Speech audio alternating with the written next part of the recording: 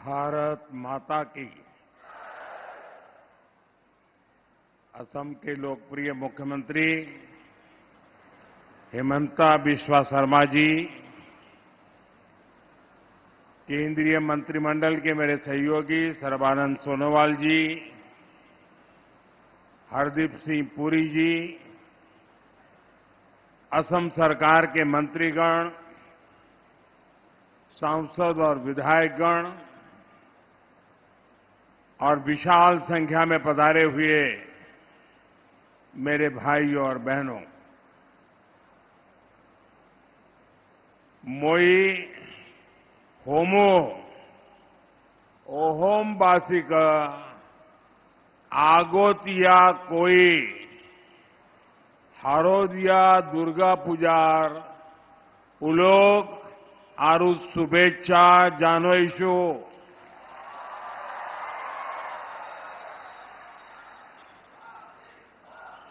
महापुरुष श्रीमंतो हंकर देवर जन्मोत्सव उपलक्ष्यो गुरुजनार प्रति श्रद्धा निवेदन करेशु।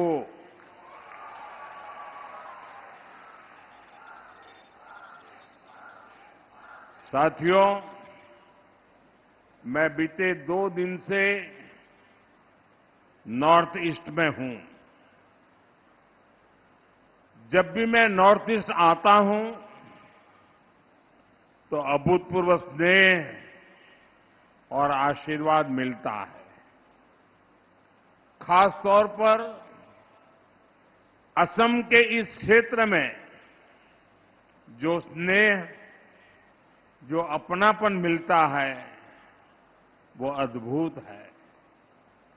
मैं आप सभी जनता जनार्दन का हृदय से बहुत बहुत आभार व्यक्त करता हूं। साथियों, विकसित असम, विकसित भारत की गौरव यात्रा के लिए आज का दिन बहुत महत्वपूर्ण है। आज करीब 18,000 करोड़ रुपए के प्रोजेक्ट असम को मिले हैं। थोड़ी देर पहले मैं दरांग में था। वहां मुझे कनेक्टिविटी और हेल्थ से जुड़े प्रोजेक्ट की नींव रखने का अवसर मिला है। अब यहां पर एनर्जी सिक्योरिटी से जुड़े प्रोजेक्ट का शिलान्यास और उद्घाटन हुआ है। ये प्रयास विकसित असम का रास्ता और मजबूत करेंगे। साथियों, असम भारत के ऊर्जा सामर्थ्य को बढ़ाने वाली धरती है। यहां से निकले पेट्रोलियम प्रोडक्ट देश के विकास को गति देते हैं। असम की इस ताकत को बीजेपी एनडीए सरकार नई बुलंदी तक पहुंचाने में जुटी है। इस मंच पर आने से पहले मैं पास में ही एक और कार्यक्रम में गया था। वहां बांस से बायो इथेनॉल बनाने वाले आधुनिक प्लांट का उद्घाटन किया गया है। ये असम के लिए बहुत गर्व की बात है। इथेनॉल प्लांट के लोकार्पण के साथ ही आज यहां पॉलीप्रोपिलीन प्लांट का शिलान्यास भी हुआ है। ये प्लांट असम में उद्योगों को बल देंगे, असम के विकास को गति देंगे, किसानों, नौजवानों, सभी के लिए नए अवसर बनाएंगे। मैं आप सभी को इतने सारे प्रोजेक्ट के लिए बहुत बहुत बधाई देता हूं। साथियों, आज भारत दुनिया का सबसे तेजी से विकसित होने वाला देश है। जैसे जैसे भारत विकसित हो रहा है, वैसे वैसे हमारी बिजली की, गैस की, ईंधन की जरूरतें भी बढ़ रही है। हम इन चीजों के लिए विदेशों पर निर्भर रहे हैं। हम बहुत बड़ी मात्रा में कच्चा तेल और गैस विदेशों से आयात करते हैं और बदले में लाखों करोड़ रुपए हर साल भारत को दूसरे देशों को देना पड़ता है। हमारे पैसों से विदेशों में रोजगार बनते हैं, वहां के लोगों की आमदनी बढ़ती है। इस स्थिति को बदला जाना आवश्यक था। इसलिए भारत अपनी ऊर्जा जरूरतों के लिए आत्मनिर्भर बनने की राह पर चल पड़ा है। साथियों, हम एक तरफ देश में कच्चे तेल और गैस से जुड़े नए भंडार खोज रहे हैं, वहीं दूसरी तरफ ग्रीन एनर्जी के अपने सामर्थ्य को भी बढ़ा रहे हैं। आप सभी ने सुना होगा, इस बार लाल किले से मैंने समुद्र मंथन की घोषणा की है। एक्सपर्ट बताते हैं कि हमारे समुद्र में भी बहुत बड़ी मात्रा में ऑयल एंड गैस के भंडार हो सकते हैं। ये संसाधन देश के काम आए, इनकी तलाश हो, इसके लिए हम national deep water exploration mission शुरू करने जा रहे हैं। साथियों, ग्रीन एनर्जी के मामले में हरित ऊर्जा के उत्पादन में भी भारत तेजी से कदम उठा रहा है। एक दशक पहले भारत सोलर पावर के मामले में बहुत पीछे था, लेकिन आज सोलर पावर के मामले में भारत दुनिया के टॉप 5 देशों में आ गया।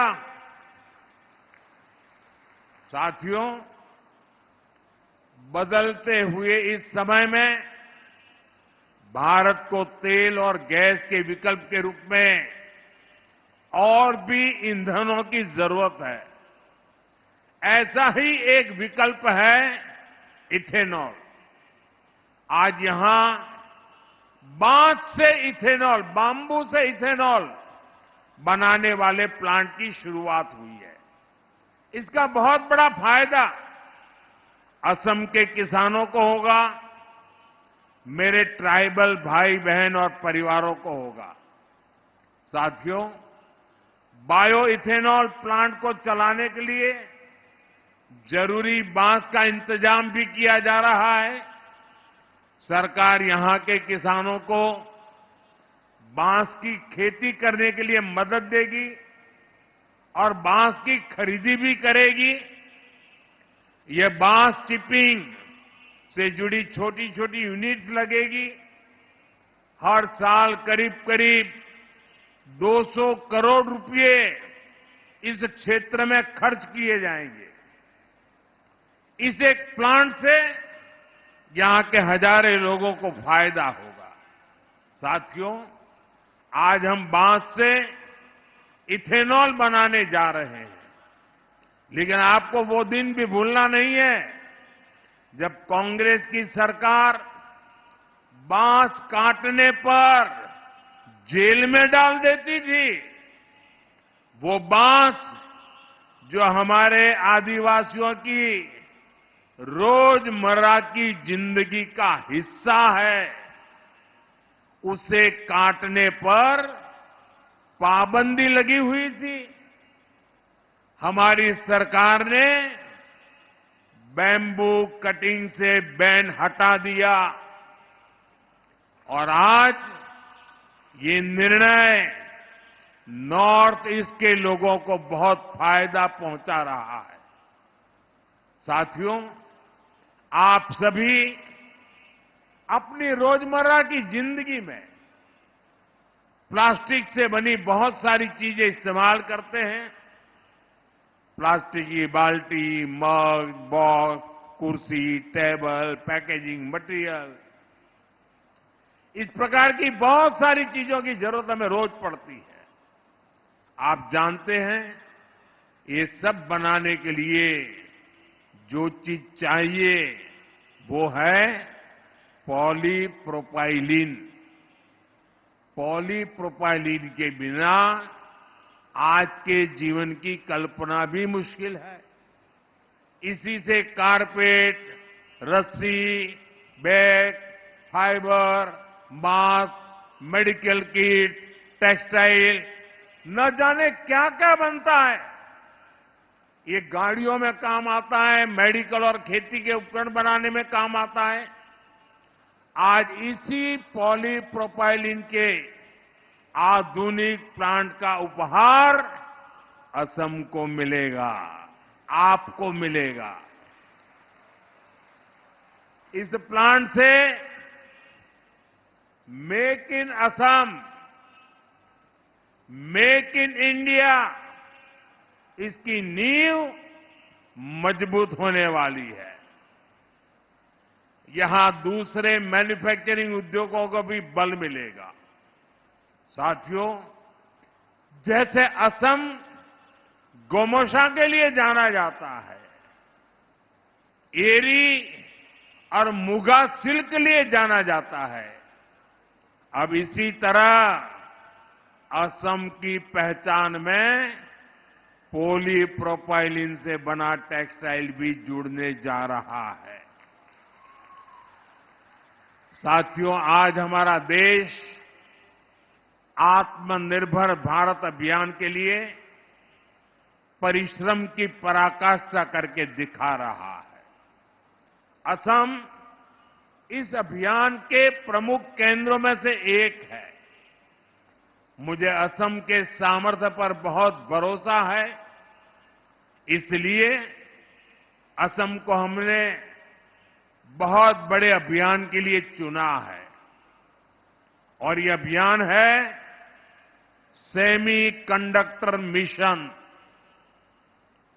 असम पर मेरे विश्वास का कारण भी उतना ही बड़ा है। गुलामी के दौर में असम टीकी उतनी पहचान नहीं थी, लेकिन देखते ही देखते असम की मिट्टी और असम के लोगों ने असम टी को ग्लोबल ब्रांड बना दिया। अब नया दौर आया है।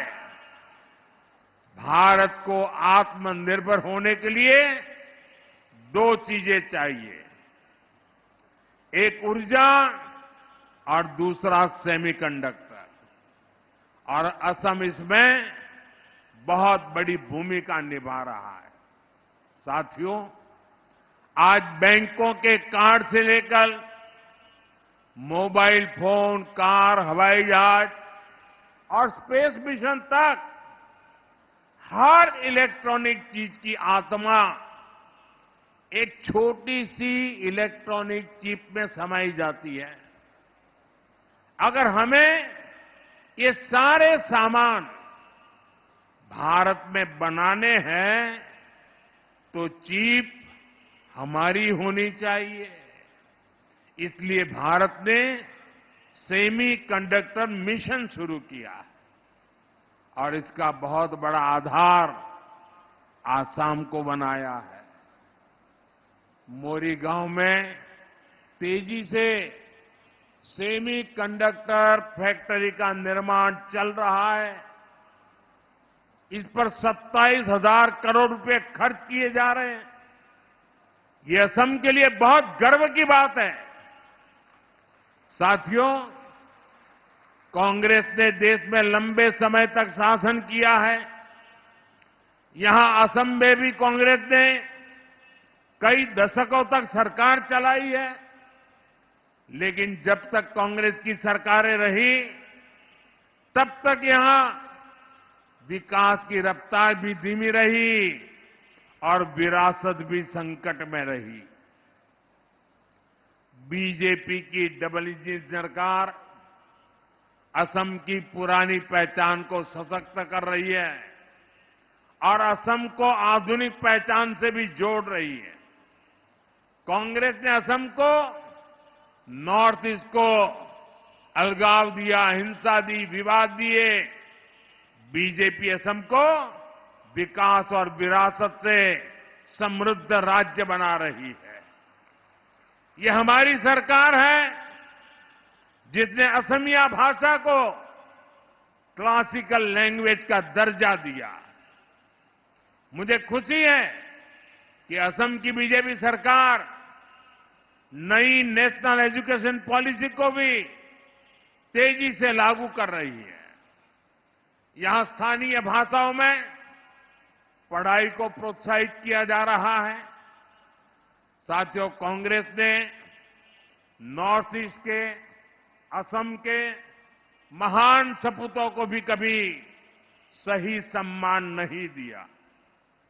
इस धरती पर वीर लासित बोरफुकन जैसे जाबाज योद्धा हुए, लेकिन कांग्रेस ने कभी उनको वो सम्मान नहीं दिया जिसके वो हकदार थे। हमारी सरकार ने लासित बोरफुकन की विरासत को सम्मान दिया। हमने उनकी 400वीं जन्म जयंती राष्ट्रीय स्तर पर मनाई। हमने उनके जीवनी को 23 भाषाओं में प्रकाशित किया। यहां जोरहाट में मुझे उनकी विशाल प्रतिमा का अनावरण करने का भी अवसर मिला था।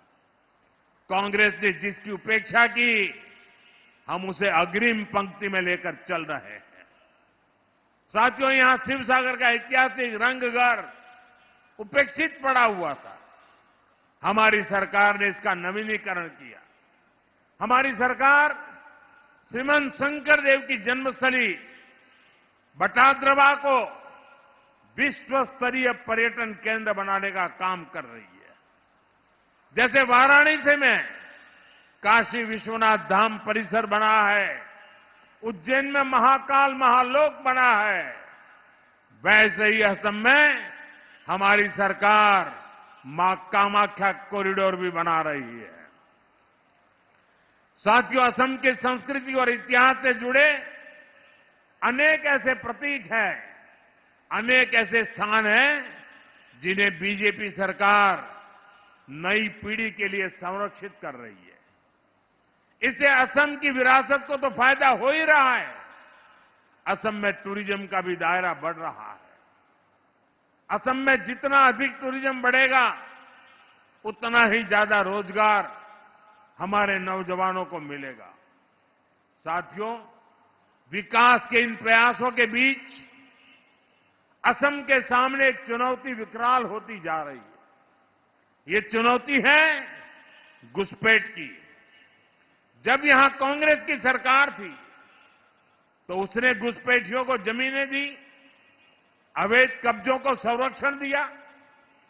कांग्रेस ने वोट बैंक के लालच में असम के डेमोग्राफी का संतुलन बिगाड़ दिया। अब बीजेपी सरकार असम के लोगों के साथ मिलकर इस चुनौती का मुकाबला कर रही है। हम घुसपैठियों से आपकी जमीनों को मुक्त करा रहे हैं। जिनके पास जमीन नहीं है, जिन आदिवासी परिवारों को जरूरत है, उनको हमारी सरकार जमीन के पट्टे दे रही है। मैं मिशन वसुंधरा के लिए भी असम सरकार की प्रशंसा करूंगा। इसके तहत लाखों परिवारों को भूमि के पट्टे दिए जा चुके हैं। अहोम कोच राजवंशी और गोरखा समुदाय के भूमि अधिकारों को कुछ जनजातीय क्षेत्रों में मान्यता दी गई है। उनको संरक्षित वर्गों की सूची में शामिल किया गया है। जनजातीय समाज के साथ जो ऐतिहासिक अन्याय हुआ है, बीजेपी उसको ठीक करने में पूरी प्रतिबद्धता से जुटी है।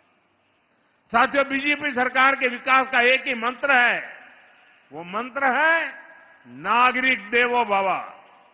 नागरिक देवो भव यानी देश के नागरिकों को असुविधा न हो, उनको छोटी छोटी जरूरतों के लिए यहां वहां भटकना न पड़े। लंबे समय तक कांग्रेस के शासनकाल में गरीबों को तरसाया गया, ठुकराया गया, क्योंकि कांग्रेस का काम एक वर्ग के तुष्टीकरण से हो जाता था, उनको सत्ता मिल जाती थी। लेकिन बीजेपी तुष्टीकरण नहीं, संतुष्टीकरण पर जोर देती है। कोई भी गरीब, कोई भी इलाका पीछे न रहे, इस भाव से हम काम कर रहे हैं। आज असम में गरीबों के पक्के घर बनाने का काम भी तेजी से आगे बढ़ रहा है। अभी तक असम में 20 लाख से अधिक पक्के घर गरीबों को मिल चुके हैं। घर घर नल से जल पहुंचाने का काम भी असम में तेज गति से चल रहा है। साथियों, भाजपा सरकार की गरीब कल्याण की योजनाओं का लाभ यहां चाय बागानों में काम करने वाले बड़े भाई और बहनों को भी हो रहा है। चाह श्रमिकों का हित हमारी प्राथमिकता है। सरकार द्वारा टी गार्डन में काम करने वाली महिलाओं और बच्चों को मदद दी जा रही है। महिलाओं के स्वास्थ्य, बच्चों की शिक्षा पर हमारा बहुत जोर है। यहां माता मृत्यु दर और शिशु मृत्यु दर को कम से कम करने के लिए भी सरकार योजनाएं चला रही है। कांग्रेस के समय में टी गार्डन वर्कर्स को टी कंपनियों के मैनेजमेंट के भरोसे छोड़ दिया गया था, लेकिन भाजपा सरकार उनके घरों में बिजली कनेक्शन की, घर में पानी की, उनके स्वास्थ्य की चिंता कर रही है। इन योजनाओं पर करोड़ों रुपए खर्च किए जा रहे हैं। साथियों, असम के विकास का नया दौर शुरू हो चुका है। असम ट्रेड और टूरिज्म का बड़ा सेंटर बनेगा। हम मिलकर विकसित असम बनाएंगे, विकसित भारत बनाएंगे। एक बार फिर आप सभी को विकास की परियोजनाओं के लिए अनेक अनेक शुभकामनाएं देता हूं। मेरे साथ बोलिए, भारत माता की। हाथ ऊपर करके पूरी ताकत से आवाज दीजिए, भारत माता की, भारत माता की, भारत माता की। बहुत बहुत धन्यवाद। आपके मार्गदर्शन